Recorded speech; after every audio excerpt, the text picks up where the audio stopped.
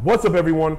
Hope you're doing well. In today's video, I want to talk to you guys about how I get the greatest deals on tanks, like $100 for the full setup behind me.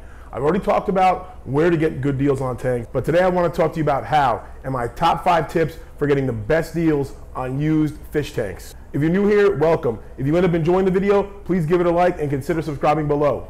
All these tips are going to work really well for you, whether you're looking for your first tank, looking to add a second, or maybe you've got a fish room and you're going crazy like me. Now, if you spent any time on Craigslist, OfferUp, Let Go, Facebook Marketplace, or any of the other good places to look for cheap used aquariums, you'll know that the prices are all over the place. Pictures can be deceiving. You're not sure. People aren't giving accurate information because they don't know. So I'm going to give you guys some great tips on how to deal with all that and more right now. First things first, guys, it all begins with search. You can't buy what you can't find. So here are my tips on how to search properly. Less is more. When I make my searches, my most common terms are fish and aquarium. Not fish tank, not 55-gallon fish tank, because some people may put 55 gal, 55 G, 55 with a space between the G. Now, if you understand how searches work, if I search 55-gallon fish tank and someone was just kind of lazy and wrote tank, or maybe fish, or maybe just aquarium, and I write 55-gallon tank, that search may not show up. So yes, you will be looking through some more search results, but if you're gonna find the deals, you need to look at volume. So my first tip to you guys is make your searches short. Maybe just search the word tank, search the word aquarium, search the word fish. Like, I'm not joking. So you're saying, Ryan, there's like hundreds of results in my area on Craigslist for the word fish, for the word aquarium. How could I possibly make this worthwhile? I don't have hours to spend. Well, guess what? Tip number 2. Here's things to look for. When you do your search, look for the crappy looking aquarium. The aquarium you see that looks like it hasn't been cleaned in a year and the water's half drained because of just evaporation, that's the aquarium you want to buy. And the bonus is, if there's some fish in that aquarium that are not being taken care of, well, guess what? Now you get to rescue some fish as well. If you're out there thinking you're gonna get the most beautifully picturesque aquarium, someone's gonna take their time, take 16 pictures of the aquarium, make sure it's well lit, and then sell it to you, clean it up, and then sell it to you for a discounted price, you're crazy.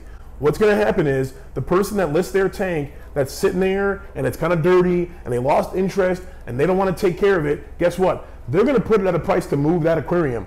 Or even if they don't, they're gonna sell it at a price. And we'll get to that in a second. You also wanna look out for pictures that may not be that great. So if someone's taking some poor pictures, look at the pictures a little more. Maybe they're just not good camera skills. Doesn't mean that the tank's not good. The last tank that I bought, the first initial picture was a canister filter. That's all it was a canister filter.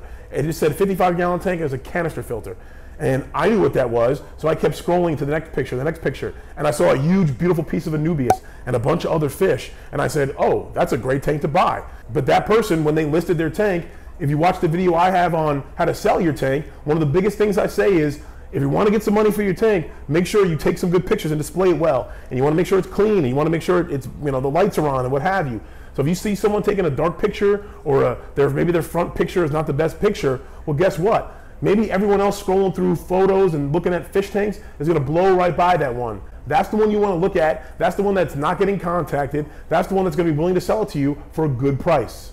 The third piece of advice I have for you guys today, when you're out there navigating all these secondary marketplaces, trying to find a good deal on an aquarium, is ask for dimensions. So if you see a tank and you're really not sure the size and they just say big tank, huge tank, some people, a 30-gallon tank or a 20-gallon tall is a big tank. So if, especially if it's 55s and 75s, ask for dimensions. Don't ask for gallons, because someone might be like, oh, it's a 100-gallon tank.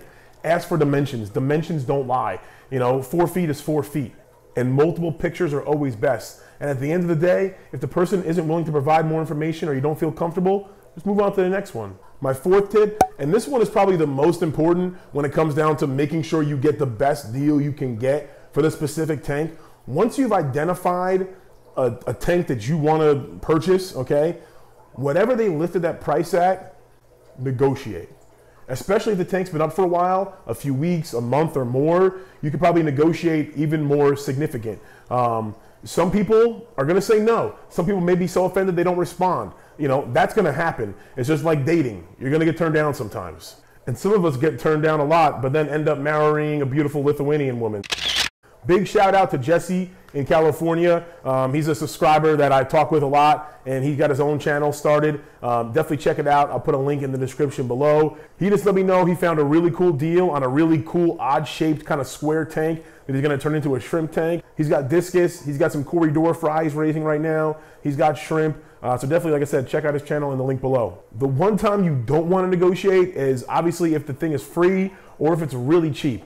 Now, if you know your area and there's a deal that's super cheap and you sit there and you try to lowball that person, well, guess what? Someone like me is going to realize the value, and I'm going to not negotiate, and I'm going to take that deal. So definitely negotiate, but once you get the hang of it and you realize that there's a deal and it's not worth negotiating, you just got to pounce on it. You don't ask too many questions, you just go. So negotiate, but also know when a deal's a deal. The fifth tip I have for you guys today, and this is big. This is going to turn your small scores into bigger ones. So we've searched for the right tank. We've negotiated the price. Now we're probably maybe even at the house getting the tank.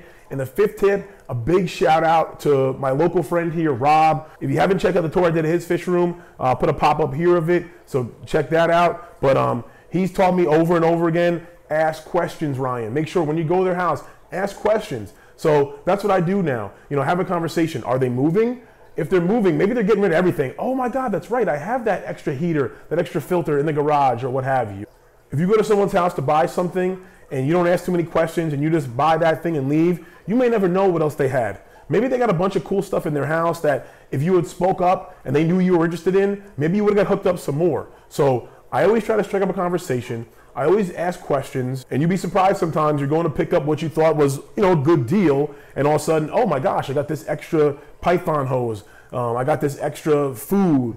Sometimes it's small, even if it's food. That's awesome. If you guys have some tips yourself, please drop them in the comments below. All your support and talking to you guys in the comments has been amazing, like always. That's one of my favorite parts, of this YouTube thing. I like filming. Believe it or not, I'm one of those weird guys who kind of likes the editing, and I like talking with everybody. If there's someone out there that you think would benefit from the information in this video, please share it with them. Another tip for you guys is just be patient. I know it's easier said than done, but the deals will come. Just try to put some of these or all these tips to use, and be patient, guys. Happy hunting, and as always, stay positive and stay passionate.